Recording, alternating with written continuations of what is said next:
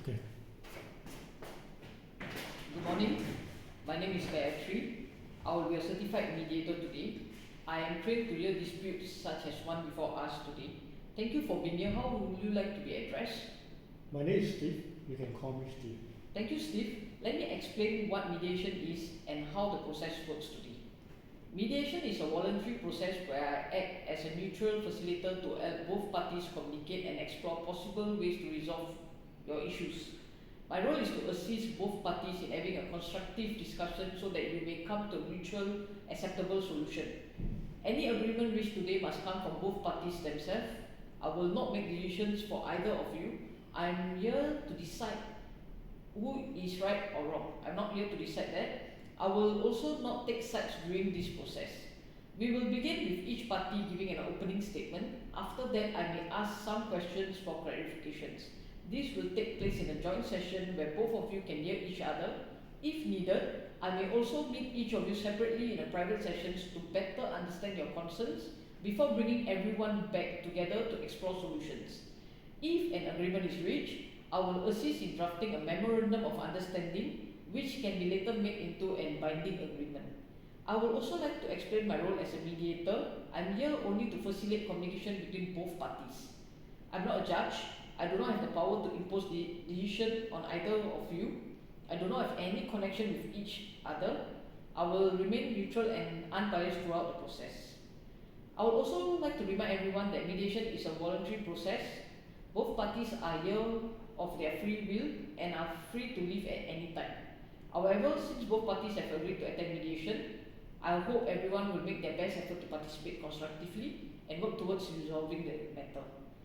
I will also like to highlight that mediation is confidential. Nothing shared here can be used outside this session or can be used in a court of law. And I ask that both of you respect this confidentiality. I'm also bound to the same duty of confidentiality. Finally, some ground rules. Please communicate respectfully. Do not interrupt each another. No vulgarities and no shouting, please. At this time, Mr. Steve, could you please turn off your mobile phone? If you are comfortable, shall we begin with the opening statement, Mr. Steve? Thank you for being here today, willingly to share your perspective today. Could you tell me what has been happening from your point of view? I'm very worried about my mother's condition. Recently, she forgotten to switch off the stove and injured herself badly. The hospital said they cannot continue to keeping her unless family willing to pay for long-term care. I feel stressed at this moment because I already have many responsibilities, financially and personally. I understand that this has been stressful for you. Could you share more about the challenges you are currently facing? I earn about 3,000 a month, and my wife only work part-time, which earning $500 a month. We are both trying to save money for because we want to start family in the future. We already having household expenses and bill to manage.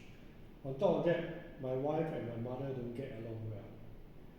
So if my mother move into our house, it will create a lot of tension in my marriage. So apart from the financial strain, you are also worried about how this situation will affect your marriage and family plans. Is that correct? Yes, exactly.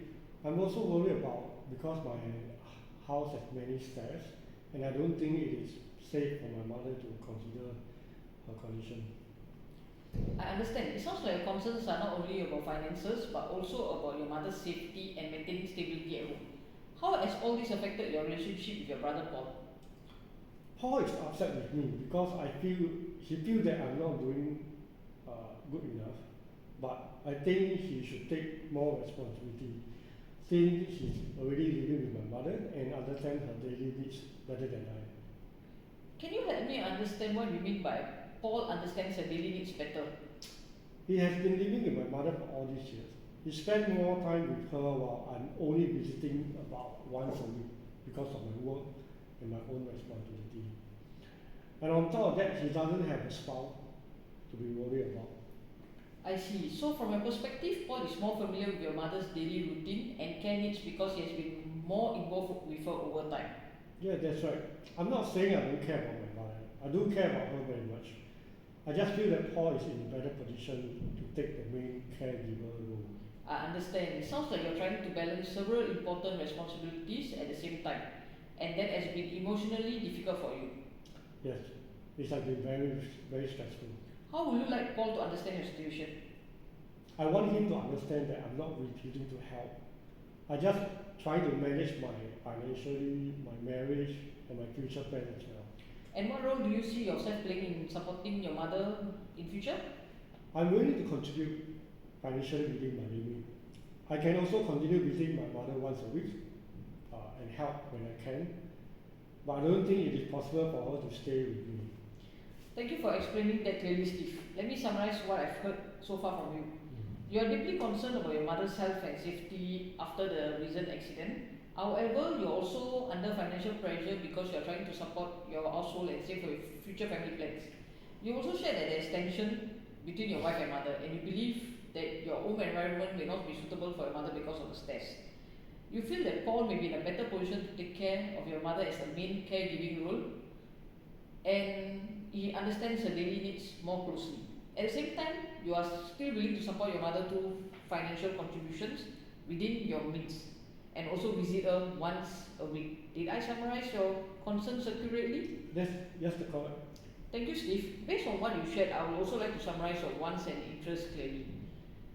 Your wants is you would like Paul to continue being the main caregiver for your mother. You do not want your mother to move into your home at this point. Your needs is you want financial stability so you can continue planning for your future family. You want peace and stability in your marriage. You want your mother to remain safe and properly cared for. You also like understanding from Paul regarding the pressures and challenges you're currently facing. Is that an accurate summary of how you feel? Yes, this is exactly how I feel. Thank you, Steve, for sharing your thoughts and concerns openly today. Today's discussion has helped clarify your concerns regarding your mother's care, your financial limits, and the impact this situation may have on your family and marriage. We have also identified the issues that are important to you, including your mother's safety, financial stability, and fairness in sharing responsibilities with Paul. Your perspective and concerns have been clearly noted and will help both parties understand each other moving forward in this mediation process. Thank you again for participating respectfully in today's session. Thank you, Mr. Steve. Thank you.